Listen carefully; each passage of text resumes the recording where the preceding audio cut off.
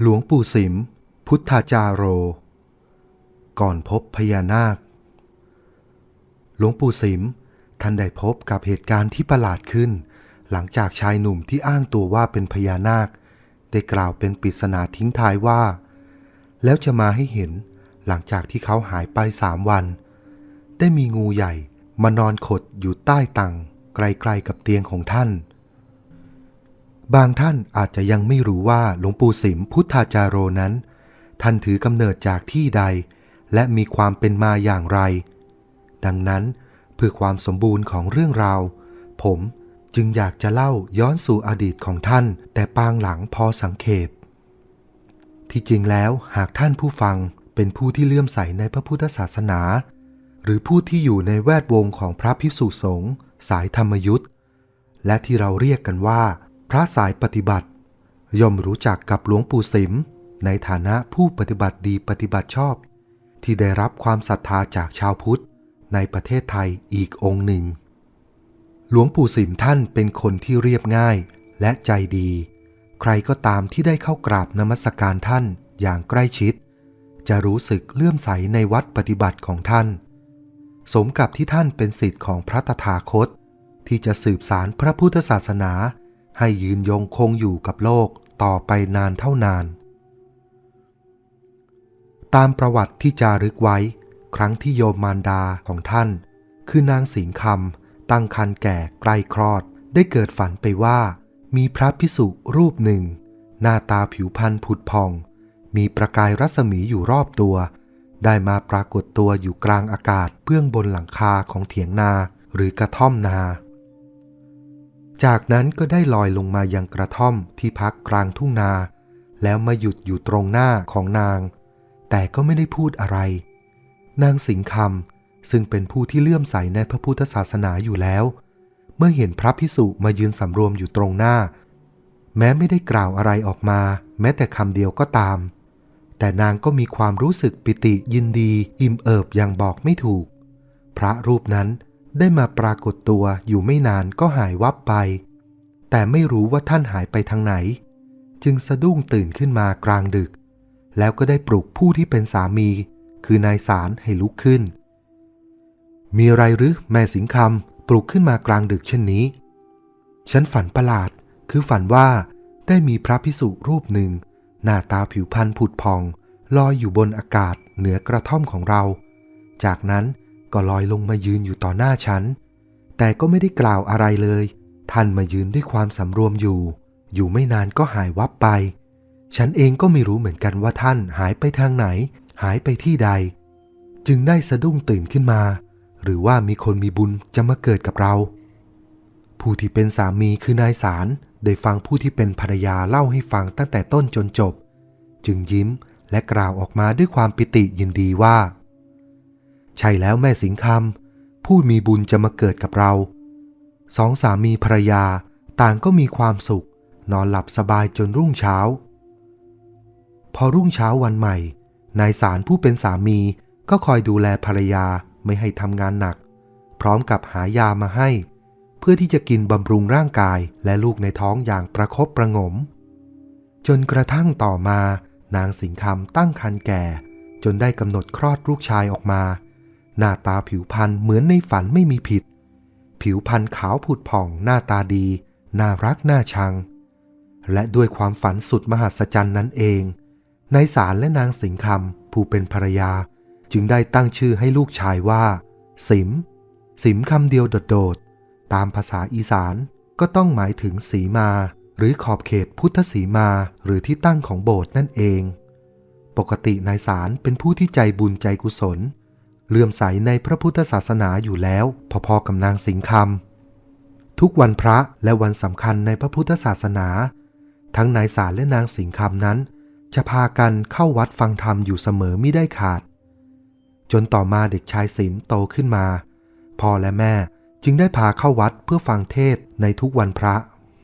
เป็นเรื่องที่ผิดสังเกตพ่อแม่คือลูกชายคือนายสิมทุกครั้งที่พ่อแม่พาเข้าวัดฟังเทศน์ในวันพระเขาจะแสดงความสุขสดชื่นและมีความตั้งอกตั้งใจฟังเทศน์เหมือนผู้ใหญ่และนิสัยของสิม ก็แตกต่างไปจากเด็กในหมู่บ้านคนอื่นๆก็คือมีจิตใจที่อ่อนโยนและเมตตาต่อสัตว์ทั้งหลายไม่ว่าจะเป็นสัตว์น้อยสัตว์ใหญ่สัตว์เล็กอย่างพวกมดจิ้งจกตุ๊กแกเด็กชายสิมไม่ยอมที่จะแตะต้องนั่นก็หมายถึงว่าจะจับมาเล่นทรมานหรือฆ่าเพราะความขนองมือเด็กชายสิมเป็นเด็กที่อยู่ในโอวาทอยู่ในคำสั่งสอนของพ่อแม่มาโดยตลอดแล้วยังเป็นเด็กที่ขยันหมั่นเพียรจนเป็นที่รักของพ่อและแม่และญาติที่สุดจนกระทั่งนายสิมอายุได้18ปีถือว่าอยู่ในวัยที่อยากรู้อยากเห็นจิตใจเริ่มเป็นผู้ใหญ่คือรู้จักคิดและมองเห็นความเลื่อนไหลของชีวิตในแต่ละวันนอกจากจะมองชีวิตของตัวเองแล้วยังมองดูชีวิตของผู้อื่นแต่ละวันมีแต่ทำงานเพื่อหาเลี้ยงชีวิตให้ผ่านไปวันๆและหาความสุขอันแท้จริงไม่ได้เลยแต่ละคนแต่ละชีวิตตื่นเช้าขึ้นมาก็ต้องรีบออกจากบ้านไปทำงานตามหน้าที่ของตนพอตกตอนเย็นก็กลับบ้านหมุนเวียนกันอยู่อย่างนี้พอโตขึ้นมาก็แต่งงานมีครอบครัวมีลูกมีหลานมาให้รับภาระต่อมันเป็นวัฏจักรที่ไม่ยอมจะจบสิ้นโอ้หนอชีวิตทุกครอบครัวในหมู่บ้านแผ่นดินเกิดของสิมคือบ้านบัวตำบลสว่างอำเภอพรรณานิคมจังหวัดสกลนครแต่ละครอบครัวต่างทำงานหมุนเวียนกันอยู่เช่นนี้ไม่มีวันหยุดหย่อนความซ้ำซากจากการรู้การเห็นทุกๆวันจึงหันถามตัวเองว่าความสุขอยู่ที่ไหนความสุขอยู่ที่ใดหนอสิมมีจิตใจที่ใฝ่ไปในทางธรรมอยู่ก่อนแล้วเป็นทุนเดิมเมื่อพิจารณาถึงความเลื่อนไหลของชีวิตคนในหมู่บ้านบัวก็เริ่มเกิดความสับสนและเบื่อหน่ายจึงได้ปรึกษาพ่อและแม่เพื่อที่อยากบวชเป็นสามเณรตอนนั้นอายุยังไม่ครบบวชเพิ่ง18 ปีเท่านั้นผมอยากจะบวชคำพูดประโยคสั้นๆของสิมทำเอาพ่อแม่ตื่นเต้นดีใจเป็นที่สุดแม้จะรู้แก่ใจว่าถ้าลูกชายบวชตอนนี้ก็คงเป็นสามเณรเท่านั้นแต่เมื่อเป็นความประสงค์ของลูกพ่อและแม่ก็ไม่ขัดข้องประการใดพูดจริงหรือพูดเล่นสิมลูกจะพูดเล่นไม่ได้นะบาปจะกินหัวเอาเปล่าพูดเล่นครับพ่อผมพูดจริงๆเมื่อลูกชายยืนยันมั่นเหมาะจึงได้จัดเตรียมเครื่องบวชให้ตามประเพณีและเป็นเวลาเดียวกันกับที่มีข่าวว่าหลวงปู่มั่นภูริทัตตะเถระซึ่งเป็นพระอาจารย์ใหญ่ฝ่ายวิปัสสนากรรมฐานที่มีชื่อเสียงโด่งดังที่สุดในภาคอีสานจะท่องเที่ยวธุดงค์มาสร้างเสนาสนะป่าที่สำนักสงฆ์บ้านสามผงตำบลสามผงอำเภอศรีสงครามจังหวัดนครพนมสิมแม้จะเป็นชายหนุ่มวัยกำลังเที่ยวหาความสำราญแต่เมื่อได้ทราบข่าวการมาของหลวงปู่มั่นก็เกิดความรู้สึกศรัทธา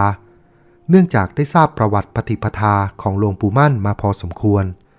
ประกอบกับพวกพระสงฆ์สามเณรต่างก็มุ่งหน้าเดินทางไปฟังเทศน์และร่วมเจริญวิปัสสนากับท่านอย่างคึกคักสิมจึงพลอยตื่นเต้นไปด้วยเร่งให้พ่อและแม่พาไปบวชเร็วๆเพื่อที่จะเดินทางไปนมัสการหลวงปู่มั่นภูริทัตตะเถระเพื่อที่จะได้ฝากตัวเป็นศิษย์ของท่านด้วยพอได้ฤกษ์งามยามดีตามความเชื่อของพ่อและแม่คือวันเพ็ญเดือน3ปีพุทธศักราช2469อันเป็นวันที่ดีที่สุดตามตำรามหาฤกษ์จึงได้พาไปบวชเป็นสามเณรในมหานิกายที่วัดศรีรัตนารามบ้านบัวตำบลสว่างอำเภอพรรณานิคมจังหวัดสกลนครเป็นวัดประจำหมู่บ้านนั่นเองเมื่อบวชเป็นสามเณรแล้วสามเณรสิมก็ยังไม่มีโอกาสเดินทางเข้าไปกราบนมัสการอาจารย์มั่นตามปรารถนาการเข้าหาพระเถระผู้ใหญ่ในสมัยนั้นก็ยากไม่ใช่น้อยจนกระทั่งเวลาต่อมาพระอาจารย์คูณก็ได้รับปากจะช่วยพาไปกราบนมัสการอาจารย์มั่นด้วยกันสิมเห็นเป็นโอกาสจึงได้ไปกราบลาพระอุปชาอาจารย์และโยมพ่อโยมแม่ทุกคนต่างก็ยินดีและอวยพรให้สมหวังดังที่ตั้งใจทุกประการในวันต่อมาถึงกำหนดที่จะออกเดินทางมุ่งหน้าไปยังสำนักสงฆ์บ้านสามผงทันทีทั้งอาจารย์คูณและสามเณรสิมเดินทางมายังสำนักบ้านสามผงใช้เวลาในการเดินทางรอนแรมตามป่าตามเขามานานหลายวัน เมื่อถึงแล้วก็หายเหนื่อยเพราะได้รีบเข้ากราบนมัสการพระอาจารย์มั่นพระอาจารย์สิงห์พระมหาปิ่นล้วนแต่เป็นพระที่มีชื่อเสียงโด่งดังทั้งพระอาจารย์คูณและสามเณรสิมไม่ปล่อยให้โอกาสทองหลุดมือไปเมื่อได้จังหวะเหมาะจึงได้เข้ากราบนมัสการขอฝากตัวเป็นศิษย์ด้วยความเลื่อมใสศรัทธาพระอาจารย์มั่นได้มองและพิจารณาสามเณรสิมด้วยความสนใจเนื่องจากผิวพรรณและการวางตัวดีทั้งที่เป็นสามเณรบวชใหม่ยังไม่ทันได้คุ้นเคยกับการห่มผ้าเหลืองแต่ประการใดด้วยซ้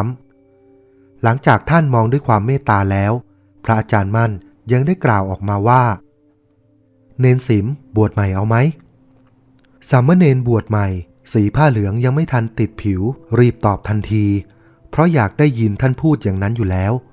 กระทั่งต่อมาเมื่อได้ฤกษ์ดีเมื่อวันที่8กรกฎาคมพุทธศักราช2469เป็นปีเดียวกันที่บวชเนนนั่นเองตรงกับวันอาทิตย์แรม7ค่ำเดือน8ปีมะโรงอันเป็นวันมงคลเข้ายติบรรพชาใหม่ในธรรมยุตตนิกายภายในโบสถ์น้ำหนองสามผงตำบลสามผงอำเภอศรีสงครามจังหวัดนครพนมโดยมีท่านเจ้าคุณพระธรรมเจดีย์จูลพันธุโสวัดโพธิสมพรจังหวัดอุดรธานีเป็นพระอุปชาจารย์ในวันดังกล่าวได้มีพระภิกษุหลายรูปเข้ายติพร้อมกันรวมทั้งพระอาจารย์คูณด้วยพระอาจารย์มั่นท่านได้ให้โอวาทพร้อมทั้งคณะและได้ออกเดินทางไปจำพรรษาที่วัดบ้านคาตำบลบ้านคาอำเภอท่าอุเทนจังหวัดนครพนมการปฏิบัติวิปัสสนาของสามเณรสิมก้าวหน้าอย่างรวดเร็วได้รู้สิ่งที่ไม่เคยรู้ได้เห็นสิ่งที่ไม่เคยเห็นทั้งยังได้รับความอัศจรรย์ทางจิตของพระอาจารย์มั่นที่อย่างรู้ภาวะจิตของบรรดาศิษย์ทุกองค์ทุกรูปไม่ว่าศิษย์ผู้นั้นจะอยู่ใกล้หรือไกลท่านสามารถรู้ได้หมดกระทั่งออกพรรษาพระอาจารย์มั่นจึงได้นำคณะพระภิกษุสามเณร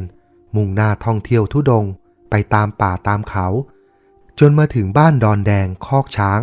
ซึ่งอยู่ในระหว่างอำเภอนาว่ากับอำเภอศรีสงครามจึงได้หยุดพักปฏิบัติธรรมโดยสมมุติให้เป็นวัด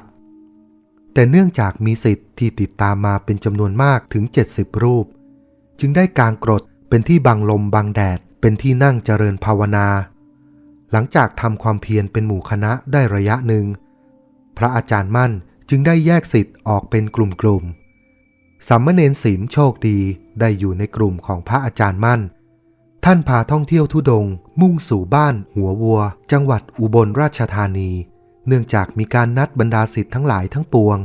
มารวมตัวกันที่นี่เพื่อฟังโอวาทของพระอาจารย์มั่นการนัดหมายรวมตัวของพระภิกษุสามเณรคราวนั้นถือเป็นการมารวมตัวกันครั้งที่ใหญ่ที่สุดมีพระภิกษุสามเณรจำนวนมากมายและดูเหลืองอารามไปทั่วท้องทุ่งอันกว้างใหญ่พระอาจารย์มั่นได้ประชุมให้โอวาทแล้วก็แยกย้ายกันไปจำพรรษาในที่ต่างๆพร้อมกับให้เผยแพร่พระธรรมคำสั่งสอนของพระสัมมาสัมพุทธเจ้ากับชาวบ้านพระอาจารย์มั่นท่านได้แยกไปเป็นกลุ่มๆเล็กๆโดยมีสามเณรสิมติดกลุ่มไปด้วยพระอาจารย์มั่นพาท่องเที่ยวธุดงค์กรรมฐานมุ่งหน้าไปสู่บ้านหนองขอนอำเภอเมืองจังหวัดอุบลราชธานีการติดตามพระอาจารย์มั่นอย่างใกล้ชิดมาโดยตลอดของสามเณรสิมถือเป็นโอกาสดีในการปฏิบัติธรรมหากติดขัดทำข้อใดก็กราบนมัสการเรียนถามท่านได้เลยการได้อยู่ใกล้ชิดกับพระอาจารย์มั่นของสามเณรสิมจึงมักได้ยินได้ฟังเรื่องราวที่แปลกๆจากพระอาจารย์เสมอเกี่ยวกับพวกเทวดามาขอฟังธรรมรวมทั้งเรื่องของพญานาคตลอดจนการธุดงค์ของพระอาจารย์ท่านอื่นๆนับเป็นประสบการณ์ทางสมองที่หาได้ยากพอออกพรรษาท่านก็พาท่องเที่ยวธุดงค์ไปตามป่าตามเขาที่ใดเห็นว่าเหมาะในการปักกรดท่านจะสั่งให้หยุดแล้วหาที่เหมาะสมปักกรดเพื่อเจริญสมณธรรมบางแห่งก็หยุดปฏิบัติธรรมเป็นเวลาหลายวันบางแห่งก็คืนเดียวก็มีพระอาจารย์มั่นท่านจะไม่ยึดติดสถานที่แต่ถ้าถึงฤดูเข้าพรรษาท่านจะหาสถานที่ที่เหมาะสมเพื่อหยุดพักจำพรรษา โดยสั่งให้สร้างเสนาสนะป่าเป็นเครื่องมุงอย่างง่ายๆเป็นที่พักพิงของพระภิกษุสามเณรและคฤหัสถ์ผู้ติดตามโดยสมมุติให้สถานที่ดังกล่าวเป็นวัดป่าท่าวังหินเพื่อจำพรรษาพร้อมกันและที่นี่เองหลังจากพระอาจารย์มั่นได้แสดงธรรมแก่บรรดาศิษย์พร้อมเจริญวิปัสสนาโดยพระเณรไม่รู้ว่าพระอาจารย์ท่านได้พิจารณาภาวะจิตของลูกศิษย์อย่างเงียบๆกระทั่งถอนออกจากสมาธิพระอาจารย์มั่นมองไปยังสามเณรสิมแล้วได้กล่าวต่อหน้าพระเณรว่าดีมากเณรสิมเปรียบเหมือนดอกไม้ที่ยังตูมอยู่เบ่งบานเมื่อใดจะหอมกว่าหมู่หอมนานและหอมไกลการได้รับการชื่นชมต่อหน้าพระภิกษุสามเณรเป็นจำนวนมากของพระอาจารย์มั่นสามเณรสิมมิได้มีแสดงอาการใดๆออกมาเพียงแต่เก็บความรู้สึกที่ปราบปลื้มไว้เงียบๆเพียงผู้เดียวกระทั่งเวลาผ่านไปพระอาจารย์มั่นได้ออกเดินทางไปรับโยมมารดาของท่านที่วัดบูรพาราชในเมืองอุบลเพื่อพาไปจำพรรษาที่บ่อชะแนงในระหว่างที่ท่านไม่อยู่นั้นท่านได้มอบให้พระอาจารย์สิงห์และพระมหาปิ่นทำหน้าที่แทนการเดินคราวนี้ของพระอาจารย์มั่นสามเณรสิมนั้นไม่ได้ติดตามไปด้วยเหมือนทุกครั้งคงให้จำพรรษาอยู่ที่วัดท่าวังหินดังเดิมจนกระทั่งออกพรรษาพระครูพิสารอรัญญเขตจันเขมิโยและพระอาจารย์สิงห์ได้นำคณะพระภิกษุสามเณรออกเดินทางไปยังจังหวัดขอนแก่นเวลานั้นสามเณรสิมอายุครบบวชพอดีดังนั้นเมื่อคณะพระธุดงค์ไปถึงที่จังหวัดขอนแก่นสามเณรสิมจึงได้รับการอุปสมบทเป็นพระภิกษุณพระอุโบสถวัดพระศรีจันทาวาสตำบลประสบอำเภอเมืองจังหวัดขอนแก่นเมื่อวันที่16กรกฎาคมพุทธศักราช2472เวลา 11 นาฬิกาโดยมีท่านพระครูพิสารอรัญญเขตเป็นพระอุปชาจารย์พระอาจารย์สิงห์เป็นพระกรรมวาจาจารย์พระประหลัดดวงเป็นพระอนุสาวนาจารย์ได้รับฉายาว่าพุทธาจาโรภิกขุหลังจากได้อุปสมบทเป็นที่เรียบร้อยแล้วสามเณรสิมได้เปลี่ยนสถานะมาเป็นพระสิมพุทธาจาโรในช่วงนี้หลวงพี่สิมได้ปฏิบัติสมณธรรมอย่างยิ่งยวดเคร่งครัดมีความรู้ที่แตกฉานในข้อธรรมและวัดปฏิบัติต่างๆได้เวลาอันสมควรจึงได้ปลีกตัวออกไปแสวงธรรมเพียงลำพังตามสถานที่ต่างๆไม่ว่าจะเป็นป่าเขาลำเนาไพรโดยท่านมุ่งหน้าท่องเที่ยวธุดงค์ขึ้นไปทางเหนือซึ่งมีภูเขาและถ้ำเป็นจำนวนมากล้วนเป็นที่เหมาะสมในการพักเจริญภาวนาทั้งสิ้นการออกเดินทางท่องเที่ยวธุดงค์เพียงลำพังแน่นอนเบื้องหน้าล้วนมีอุปสรรคไม่ว่าจะอยู่ในป่าถ้ำภูเขาและป่าช้าทุกหนทุกแห่งเต็มไปด้วยอันตรายทั้งสิ้นไม่ว่าจะเป็นกลางวันหรือกลางคืนดังนั้นพระที่สามารถธุดงค์เพียงลำพังจิตจะต้องกล้าแกร่งไม่หวั่นไหวและวอกแวกต่อสิ่งใดๆทั้งสิ้นไม่ว่าอะไรจะเกิดขึ้นก็ปล่อยให้มันเกิดถือเอาเวรกรรมเป็นตัวตั้งพุทโธเป็นที่พึ่งและหลักยึดของจิตดังนั้นไม่ว่าที่นั่นจะเป็นป่าดงพงหนาที่ชุ่มไปด้วยสัตว์ป่าอันตรายอย่างเสือช้างป่าหมูป่ารวมไปถึงป่าช้าจะร้างหรือไม่ร้างที่เชื่อกันว่าเต็มไปด้วยดวงวิญญาณหลากหลายรูปแบบทั้งเด็กเล็กและผู้ใหญ่คนเฒ่าคนแก่และที่สำคัญวิญญาณของผีไตโหงที่ยังไม่ยอมไปผุดไปเกิดพวกนี้จะค่อนข้างดุร้ายและอาฆาตพระสิมได้ตั้งปณิธานไว้แล้วจะต้องมุ่งมั่นฟันฝ่าอุปสรรคต่างๆเหล่านี้ให้ผ่านพ้นไปด้วยการแผ่เมตตามหากุศลถือเป็นอาวุธสำคัญของพระผู้ประเสริฐทั้งหลายถือปฏิบัติกันมาจนสามารถเอาชนะกิเลสมารเหล่านี้ข้ามพ้นวัฏฏะสงสารไปสู่ดินแดนแห่งมรรคผลนิพพานที่พระพุทธองค์นำทางไปก่อนแล้ววันเวลาได้ผ่านพ้นไปอย่างเชื่องช้าที่พระสิมหรือหลวงปู่สิมได้อาศัยป่าเป็นที่เจริญสมณธรรมจนต่อมาท่านได้มาพักจำพรรษาอยู่ที่วัดป่าสะคงคานอำเภอหล่มสักจังหวัดเพชรบูรณ์ในระหว่างปีพุทธศักราช 2480 ถึง 2482 ตอนนั้นหลวงปู่มีพรรษาบวชถึง11 พรรษาจนต่อมาท่านได้ทราบข่าวว่าพระอาจารย์ใหญ่คือหลวงปู่มั่นได้ธุดงค์จำพรรษาที่สำนักบ้านแม่ดอยอำเภอพร้าวจังหวัดเชียงใหม่ดังนั้นหลังจากออกพรรษาท่านจึงออกธุดงค์ติดตามไปเพื่อไปกราบนมัสการพระอาจารย์ใหญ่ที่หลวงปู่มีความใกล้ชิดมากที่สุดเมื่อครั้งที่ท่านเป็นสามเณรสิมพร้อมกับอยู่คอยปรนนิบัติเป็นเวลานานพอสมควรจึงกราบนมัสการพระอาจารย์ใหญ่ออกแสวงหาที่ปฏิบัติธรรมต่อไปในเขตจังหวัดเชียงใหม่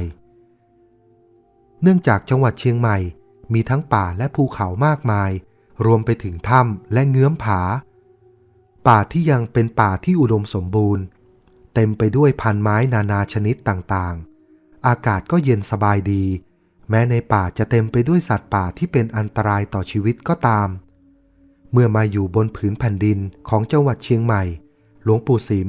ท่านมีความรู้สึกว่าคุ้นเคยและอบอุ่นเกิดปิติอย่างอัศจรรย์ประหนึ่งว่าเคยอยู่อาศัยแผ่นดินผืนนี้มาก่อนจนต่อมาหลวงปู่สิมได้เจริญสมาธิแล้วสำรวจดูปูมหลังของตัวท่านเองจึงได้รู้ว่าในอดีตชาตินั้นท่านเคยเป็นเจ้าเมืองเชียงใหม่ในยุคสมัยโบราณนิมิตแห่งอดีตชาติได้ผุดขึ้นมาแวบหนึ่งแล้วก็หายไป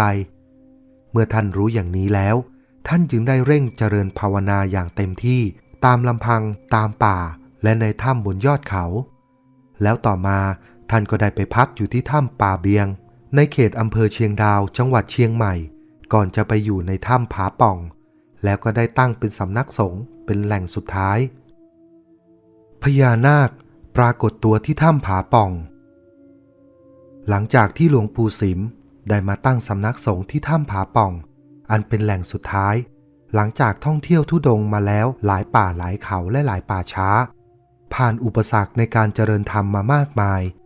ท่านเห็นว่าที่นี่เหมาะสมที่สุดก่อนจะพบถ้ำผาป่องตามบันทึกได้กล่าวไว้ว่าเมื่อปีพุทธศักราช 2503 ที่ถ้ำปากเบียงหรือปากเพียงหลวงปู่สิมท่านได้กล่าวกับญาติโยมที่มาฟังธรรมว่าท่านเที่ยวหาถ้ำที่เหมาะสมเพื่อที่จะสร้างเป็นสำนักสงฆ์ไม่ได้แต่ละแห่งที่พบมายังไม่ถูกใจคำปรารภของหลวงปู่สิมทำให้ชาวบ้านเก็บเอาไปคิดเป็นการบ้านจนกระทั่งออกพรรษาเข้าสู่ฤดูหนาวมีชาวบ้านคนหนึ่งคือลุงติ๊บได้กราบนมัสการหลวงปู่ว่ามีถ้ำแห่งหนึ่งอยู่ไม่ห่างไกลจากยอดผาเกิ้งเท่าใดนักพร้อมกันนั้นลุงติ๊บยังได้บรรยายถึงความงดงามของถ้ำว่าลักษณะของถ้ำดังกล่าวคงจะเป็นที่พอใจของหลวงปู่เป็นแน่เนื่องจากบริเวณนั้นมีความวิเวกเปล่าเปลี่ยวห่างไกลจากความวุ่นวายทางโลกป่ายังอุดมสมบูรณ์ไปด้วยพันไม้ร่มรื่นเย็นสบายเหมาะสำหรับผู้ทรงศีลใช้เป็นสถานที่ปฏิบัติธรรมเจริญภาวนาการพรรณนาถึงความงดงามและน่าอยู่ของถ้ำดังกล่าวนั้นของลุงติ๊บทำให้หลวงปู่สิมเกิดความสนใจขึ้นมาในทันทีกระตุ้นให้ท่านอยากรู้อยากเห็นว่าจะเป็นอย่างที่ลุงติ๊บเล่าไว้หรือเปล่าจนกระทั่งต่อมาลุงติ๊บได้พาหลวงปู่สิมเดินทางขึ้นไปดูเพียงเห็นครั้งแรกหลวงปู่ก็เกิดความรู้สึกพอใจมากจากนั้นท่านจึงได้เดินสำรวจภายในถ้ำและบริเวณหน้าถ้ำอย่างละเอียดจึงพบว่าถ้ำผาป่องโพรงถ้ำมิได้ลึกเข้าไปในภูเขาหากแต่เกิดจากหินสองก้อนขนาดใหญ่มหึมาเอ็นเข้ามาพิงกันทำให้เกิดเป็นช่องว่างด้านล่างอย่างกว้างขวางตรงปากถ้ำนั้นกว้างพอสมควรพอลึกเข้าไปจะค่อยๆแคบลงกระทั่งถึงปลายสุดของถ้ำจะมีช่องว่างคล้ายกับประตูทางออกและตรงนั้นจะมีเส้นทางจากรอบนอกวนสู่ปากถ้ำเช่นเดิมมองดูแล้วเหมือนสถาปนิกไปออกแบบไว้ให้เป็นอย่างนั้นตรงพื้นถ้ำจะราบเรียบเป็นบริเวณที่กว้างขวางมากจะมีบางส่วนเท่านั้นที่ลาดต่ำลงไปเมื่อสำรวจภายในถ้ำหลวงปู่สิมได้พบกับครกหินขนาดยักษ์ท่านจึงสันนิษฐานว่าถ้ำแห่งนี้ในสมัยโบราณคงจะมีพวกมนุษย์มาอาศัยอยู่อย่างแน่นอนหลังจากท่านสำรวจบริเวณถ้ำจนเป็นที่พอใจแล้วลุงติ๊บจึงได้เล่าถึงประวัติความเป็นมาของถ้ำผาป่องให้หลวงปู่ทราบพอสังเขปดังนี้ ในอดีตที่ผ่านมาเมื่อไม่กี่ปีมานี้เองได้มีพระธุดงค์หลายรูปแล้วที่มีความพยายามจะขึ้นมาอาศัยที่ถ้ำผาป่องแห่งนี้เป็นสถานที่เจริญภาวนาเพราะเห็นว่าเป็นสถานที่สัปปายะเหมาะสำหรับเจริญสมณธรรมร่มรื่นไปด้วยต้นไม้ใหญ่น้อยและมีความสงัดเงียบห่างไกลจากความวุ่นวายทางโลกแต่ปรากฏว่าพระแต่ละรูปมาเจริญภาวนาได้ไม่นานบางรูปแค่คืนเดียวก็เพ่นลงจากเขาแล้ว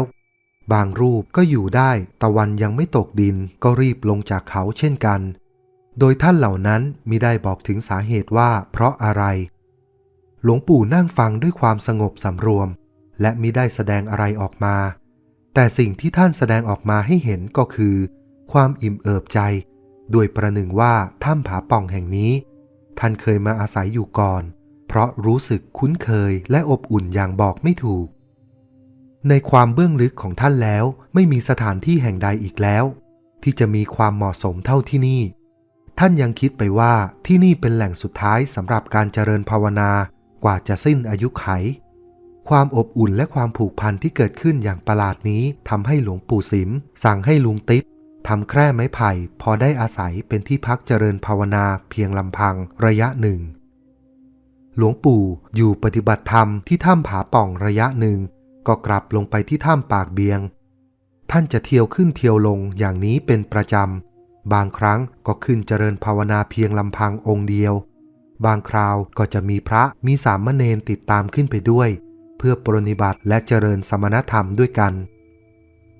มีอยู่คืนหนึ่งขณะที่หลวงปู่สิมนั่งเจริญสมณธรรมอยู่ในถ้ำผาป่องได้เกิดนิมิตปรากฏเห็นเป็นภิกษุณี4 รูปบางก็กำลังเดินจงกรมบางก็นั่งเจริญภาวนาอยู่บนชะง่อนหินอย่างสงบต่อมาภิกษุณีทั้ง4 รูปได้เข้ามากราบนมัสการหลวงปู่แล้วได้กล่าวว่าถ้ำผาป่องแห่งนี้เป็นถ้ำที่มีมงคลมีความศักดิ์สิทธิ์ยิ่งเนื่องจากในอดีตการที่ผ่านมาได้มีภิกษุณีอันเป็นพุทธสาวกของพระสัมมาสัมพุทธเจ้าขึ้นมาปฏิบัติธรรมจนสำเร็จธรรมชั้นสูงบางรูปได้ดับขันธ์นิพพานภายในถ้ำนอกจากนี้ยังมีพระอริยสงฆ์ผู้เจริญด้วยธรรมขึ้นมาบำเพ็ญเพียรจนบรรลุธรรมชั้นสูงอีกหลายรูปจึงขออาราธนาพระคุณเจ้าจงมาปฏิบัติธรรมที่นี่เถิดเมื่อกล่าวจบภาพนั้นก็อันตรธานหายไปหลวงปู่ท่านได้นั่งพิจารณาภาพในนิมิตที่เกิดขึ้นมาบอกกล่าวทำให้เกิดมีความเชื่อว่าถ้ำผาป่องแห่งนี้คือสถานที่เหมาะสมที่สุดในการเจริญภาวนาเพื่อให้บรรลุธรรมตามที่ได้ตั้งใจเอาไว้หลวงปู่พยายามจะขึ้นมาพักอาศัยเจริญธรรมที่ถ้ำผาป่องเป็นการถาวรหลายครั้งแต่ก็มีอุปสรรคขัดข้องมาโดยตลอดกระทั่งการเวลาได้บรรลุเข้าสู่ปีพุทธศักราช 2510 หลวงปู่สิมจึงได้มีโอกาสขึ้นไปเจริญสมณธรรมเป็นการถาวรท่านไม่ท่องเที่ยวธุดงค์ไปที่ใดอีกแล้วเมื่อท่านขึ้นไปจำพรรษาที่ถ้ำผาป่องแล้วก็มีภิกษุสามเณรตามขึ้นไปปฏิบัติธรรมกรรมฐานไม่เคยขาดถ้ำผาป่องที่เคยเป็นเพียงถ้ำธรรมดาอีกถ้ำหนึ่งต่อมาได้พัฒนาเป็นสำนักสงฆ์อันร่มรื่นมีพระภิกษุสามเณรและแม่ชีอุบาสกอุบาสิกาได้พากันขึ้นไปปฏิบัติธรรมเป็นจำนวนมากมีศรัทธาธรรมคนหนึ่งเล่าว่าแม้จะมีผู้มาปฏิบัติธรรมมากแต่ก็เหมือนมีน้อยเนื่องจากต่างคนต่างอยู่ต่างคนต่างบำเพ็ญภาวนาอย่างสงบไม่พลุกพล่านวุ่นวายชื่อเสียงของถ้ำผาป่องในฐานะเป็นแหล่งปฏิบัติธรรมอันร่มรื่นและเงียบสงัดเป็นที่ทราบกันดีสำหรับผู้ปฏิบัติธรรมทั้งพระภิกษุและสามเณรและอุบาสกอุบาสิกาโดยทั่วไปไม่เฉพาะในจังหวัดเชียงใหม่เท่านั้นนอกจากศรัทธาธรรมที่ได้กล่าวมาแล้วยังมีบรรดาเทวดาทั้งเบื้องบนและเบื้องล่างซึ่งหมายถึงพญานาคที่อาศัยอยู่ใต้บาดาลก็เป็นที่ประจักษ์โดยทั่วไปพูดถึงพญานาคมีอยู่วันหนึ่งขณะที่หลวงปู่สิมปฏิบัติสมณธรรมอยู่ภายในถ้ำผาป่องได้เกิดอัศจรรย์ขึ้นมาคืออ้างตัวว่ามาจากเมืองเชียงใหม่เป็นชาวอำเภอแม่แตงได้ขออนุญาตพระเนนเข้ากราบนมัสการหลวงปู่แต่ด้วยกิริยาท่าทางที่ไม่น่าไว้วางใจกล่าวคือไม่เป็นตัวของตัวเองเขากราบนมัสการหลวงปู่ว่า เขาคือพญานาคอาศัยอยู่บริเวณเขื่อนแม่งัดอำเภอแม่แตงจังหวัดเชียงใหม่ด้วยกิริยาท่าทางไม่น่าไว้วางใจของชายหนุ่มแปลกหน้าทำให้พระภิกษุสามเณรที่อยู่บริเวณนั้นวิตกว่าหลวงปู่จะถูกทำร้ายแต่อาการหลวงปู่ท่านนิ่งเฉยและยิ้มตามวิสัยของท่านที่เต็มไปด้วยความเมตตาปราณีชายหนุ่มได้กล่าวว่าเขากับชายผู้นี้ในอดีตชาตินั้นเคยเป็นเพื่อนกันมีความผูกพันกันมาเมื่อทราบข่าวว่าเขาจะเดินทางมากราบนมัสการหลวงปู่ข้าจึงได้อาศัยร่างของเขาเพื่อที่จะได้มากราบนมัสการหลวงปู่ด้วยกันหลวงปู่ได้สนทนาธรรมกับพญานาคในร่างของชายหนุ่มอยู่นานพอสมควรเรื่องสนทนาธรรมนั้นจะเป็นเรื่องของทางธรรมะโดยสิ้นเชิงไม่มีทางโลกเข้าปะปนแม้แต่น้อยในขณะที่ท่านกำลังสนทนาธรรมอยู่นั้นหลวงปู่เกิดมีความสงสัยว่าพญานาคตัวตนเป็นอย่างไรหนออยากเห็นสักครั้งความคิดของหลวงปู่พญานาคที่อาศัยร่างของชายหนุ่มเหมือนจะรู้จึงได้กล่าวออกมาทำเอาหลวงปู่สิมเองก็งงเหมือนกันแล้วจะมาปรากฏตัวให้เห็นเมื่อกล่าวจบแล้วก็กราบลาหลวงปู่เดินลงจากถ้ำผาป่องไปแต่ไม่มีใครรู้ว่าเขาเดินไปทางไหนหลวงปู่ท่านเองก็ไม่ได้สนใจใยดีอะไรกับเรื่องราวของพญานาคที่มากราบนมัสการถึงในถ้ำแต่ประการใดท่านมุ่งเจริญสมาธิเพียงอย่างเดียวไม่เว้นแม้แต่กลางวันและกลางคืนด้วยหลากหลายอิริยาบถมีทั้งนั่งยืนเดินด้วยคำเจริญภาวนาพุทโธพุทโธจนกว่าจิตจะรวมลงเป็นหนึ่งเดียวทำให้ได้พบกับความสว่างในอีกนิมิตหนึ่งสามารถรู้เห็นในสิ่งที่คนธรรมดาไม่สามารถที่จะเห็นรู้ในสิ่งที่คนธรรมดาไม่อาจจะรู้ได้และนี่คือพลังที่เกิดขึ้นด้วยอำนาจของจิตอย่างอัศจรรย์และเป็นสุขที่หาไม่ได้ในโลกหลวงปู่สิมท่านได้พบกับเหตุการณ์ประหลาดขึ้นอีกครั้งหนึ่งหลังจากที่ชายหนุ่มที่อ้างตัวว่าเป็นพญานาคได้กล่าวเป็นปริศนาทิ้งท้ายว่าแล้วจะมาให้เห็นหลังจากที่เขาหายไป3 วันคือในเช้ามืดของวันหนึ่งได้มีงูขนาดใหญ่มานอนขดอยู่ที่ใต้ตั่งใกล้กับเตียงของท่านตัวของมันยาวประมาณ2 เมตรสีสันและเกร็ดของงูใหญ่ตัวนี้ไม่เหมือนงูที่เคยเห็นมาลำตัวของมันมีลายเขียวสลับดำและเทาสลับน้ำตาลมีความสวยงามมากแต่ไม่มีหงอนที่หัวของงูตัวนี้พญานาคตามความเข้าใจต้องมีหงอนสีแดงเมื่อมีข่าวของงูใหญ่มีลำตัวและลายที่แปลกประหลาดมานอนขดตัวอยู่ใต้ตั่งของหลวงปู่ได้กระจายออกไปทั้งพระทั้งเณรและอุบาสกอุบาสิกาเมื่อทราบข่าวก็พากันมามุงดูแต่เจ้างูประหลาดที่นอนขดตัวอยู่นั้นไม่ได้แสดงกิริยาอาการใดๆให้กลัวเลยแม้แต่น้อยมันยังคงนอนขดอย่างสบายของมันอยู่อย่างนั้นไม่ยินดียินร้ายกับสิ่งใดๆทั้งสิ้นหลวงปู่สิมเห็นพระเณรและอุบาสกอุบาสิกามามุงดูกลัวจะไปทำอันตรายกับมันเข้าท่านจึงได้กล่าวขึ้นมาว่าอย่าเข้าใกล้และทำอะไรเขานะเขาคือพญานาคมีพิษมากหลวงปู่สิมได้กล่าวเตือนแล้วจึงเดินเลี่ยงไปพวกที่มามุงดูอยู่เมื่อเห็นกันเต็มตาแล้วว่าที่เห็นนั้นคือพญานาคที่หลวงปู่บอก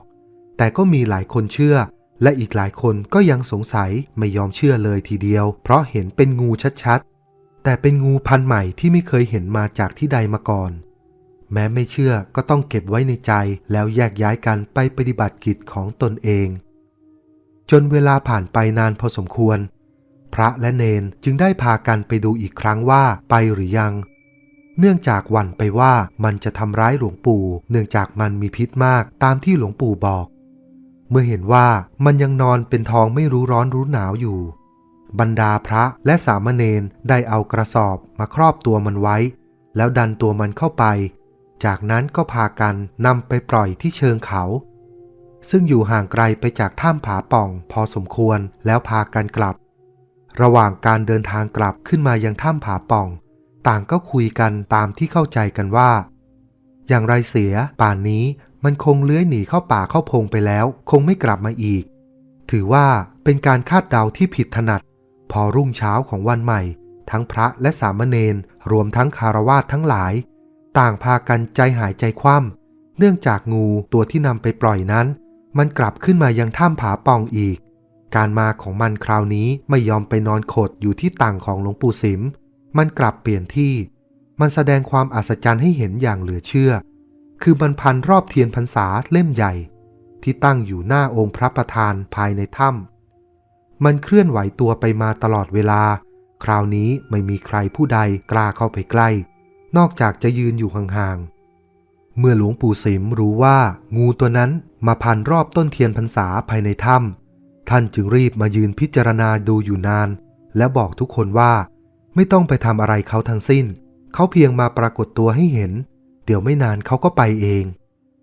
พระเนนเถรชีเมื่อดูกันแล้วก็แยกย้ายกันกลับไปปฏิบัติกิจของตนเองเช่นเคยสำหรับหลวงปู่สิมท่านได้ออกจากถ้ำไปทำธุระในเมืองจนกระทั่งเย็นท่านจึงได้กลับมาแล้วเข้าไปดูงูยักษ์ตัวนั้นว่าอยู่หรือไม่ปรากฏว่าเขาได้หายตัวไปแล้วโดยที่พระเนนไม่มีใครรู้ว่ามันหายไปไหนหายไปตั้งแต่เมื่อไหร่แต่กับคำพูดของหลวงปู่สิมที่ว่าอย่าทำเขานะเขาเป็นพญานาคมีพิษมากย่อมแสดงให้รู้ว่าพญานาคนั้นมีจริงเนื่องจากหลวงปู่สิมท่านเป็นพระอริยเจ้าที่เจริญภาวนามาเป็นเวลานานจนเข้าสู่ฌานสมาบัติย่อมรู้แจ้งเห็นจริงทุกอย่างทั้งตาในและตาเนื้อแต่พญานาคตนนี้ได้แสดงกายหยาบให้เห็นกันทุกคนด้วยตาเนื้อและยืนยันให้หลวงปู่ได้พิสูจน์พญานาคว่ามีจริงๆเนนน้อยพญานาคมีอยู่ครั้งหนึ่งเมื่อหลวงปู่สิมท่านเทศอบรมพระภิกษุสามเณรนานพอสมควรเห็นสามเณรง่วงเหงาหาวนอนท่านก็เลยเล่าเรื่องเมื่อครั้งพุทธกาลให้ฟังในหัวข้อเรื่องเนนน้อยพญานาคตามตำนานที่ได้บันทึกว่ามีสามเณรน้อยองค์หนึ่งได้ปฏิบัติพระสาวกของพระพุทธเจ้าองค์หนึ่งพระสาวกมีตั้ง500รูปมีสามเณรน้อยเพียงองค์เดียวที่คอยปฏิบัติรับใช้ตลอดจนไตรมาส3 เดือนมิได้หลับได้นอน